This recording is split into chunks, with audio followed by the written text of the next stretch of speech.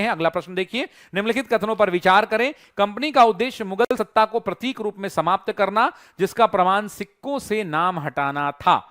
बिल्कुल सही बात है। मतलब प्रतीकात्मक रूप से ये क्या चाहते थे कि भाई कंपनी का जो है सत्ता का समाप्ति हो जाए, और इसलिए उन्होंने सिक्कों पर से भी इनका नाम हटा दिया। अभी अभी देखा, कंपनी ने स्पष्ट किया। अच्छा, कंपनी का मतलब क्या है यहां पर आपको पता है ना, ये वही ईस्ट इंडिया कंपनी है जिसको महारानी ने 1600 ईस्वी में चार्टर दिया था कि तुम भारत जाओ और भारत जाके व्यापार करो, और ये जहांगीर के दरबार में आए थे, आपको याद होगा।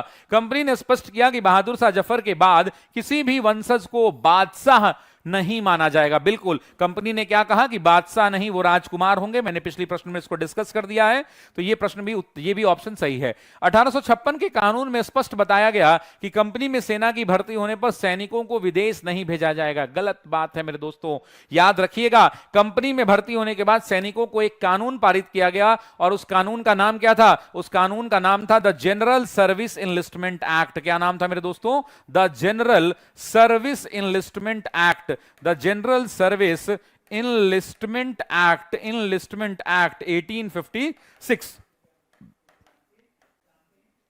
और इसी एक्ट में प्रावधान बनाया गया, दो तीन बड़े प्रावधान थे। उनमें एक प्रावधान तो आपको पता है, वो कारतूस वाला कहानी था कि ब्राउन बेल्ट से जो इनफील्ड राइफल। लेकिन अगला प्रावधान था कि अंग्रेजी सेना में नौकरी करने वाले को समुद्र पार कर जाकर भी नौकरी करनी होगी।